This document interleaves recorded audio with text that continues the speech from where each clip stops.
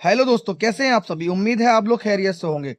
तो आज मैं बिहार के मुख्यमंत्री श्री नीतीश कुमार जी के बारे में बात करने जा रहा हूं, जो अभी फिलहाल में बिहार के नए डॉक्टरों को नियुक्ति पत्र बांट रहे थे। और डॉक्टरों को नियुक्ति पत्र बांटते समय उन्होंने एक ऐसी हरकत कर दी जो उन्हें नहीं करनी चाहिए थी।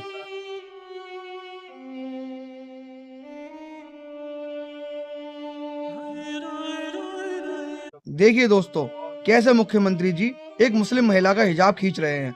मुख्यमंत्री जी के मंच पर इसमें जो लोग पीछे खड़े हुए हैं, वो लोग मुख्यमंत्री जी की इस हरकत को देखकर कैसे मुस्कुरा रहे हैं। देखिए दोस्तों, वीडियो में आप साफ देख सकते हैं, इसमें ये जो लोग पीछे खड़े हुए हैं वो लोग किस तरीके से मुस्कुरा रहे हैं, जैसे कि मुख्यमंत्री जी कोई बहुत अच्छा काम कर रहे हैं।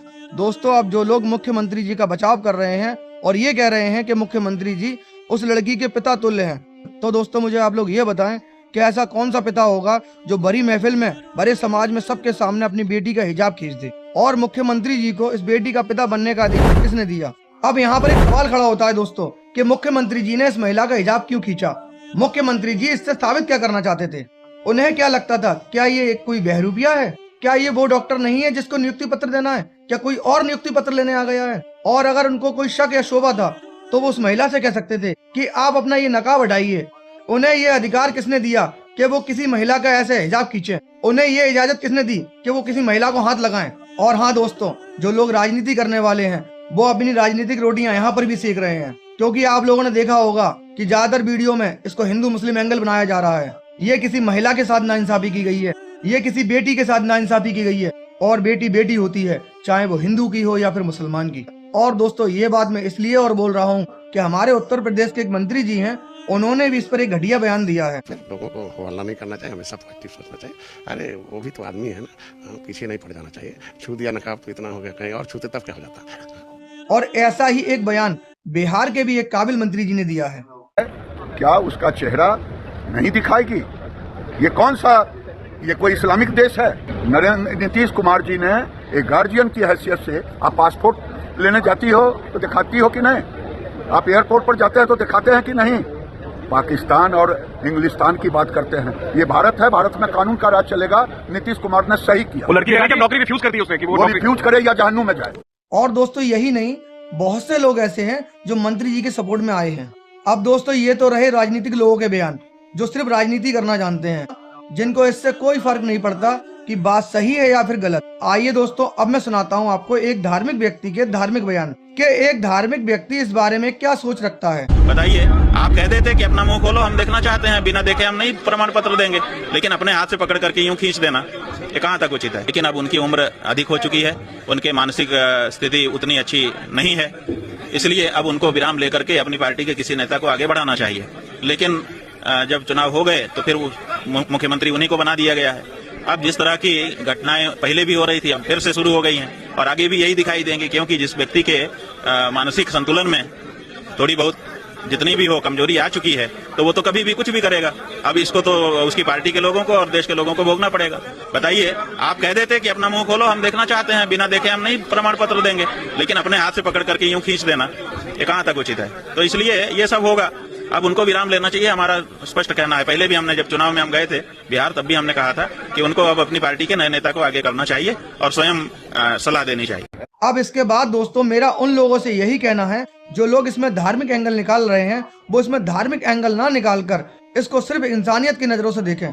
यहाँ पर बात सिर्फ बेटी के बारे में होना चाहिए, ना कि किसी मुस्लिम बेटी के बारे में या फिर किसी हिंदू बेटी के बारे में। अब दोस्तों, आप लोगों ने देख ही लिया होगा कि एक हिंदू धर्म के जो धर्म गुरु हैं, इनकी कितनी अच्छी सोच और कितने अच्छे बयान हैं, क्योंकि कोई भी धर्म ये नहीं सिखाता कि हम किसी भी महिला से इस तरीके का व्यवहार करें। और अगर बात राजनीति की करी जाए तो जो राजनीति करने वाले लोग हैं वो तो अपने लोगों की ही बात करेंगे। अब उन्हें ये फर्क नहीं पड़ता है कि जो बात वो कर रहे हैं वो बात सही है या फिर गलत, कि वो जिस व्यक्ति की पक्ष ले रहे हैं उस व्यक्ति ने सही किया है या फिर गलत किया है। लेकिन मेरा उन लोगों से भी ये कहना है कि इस जगह पर अपनी बेटी और अपने परिवार की औरतों को रखकर देखें कि मुख्यमंत्री जी ने यहाँ पर सही किया है या फिर गलत किया है।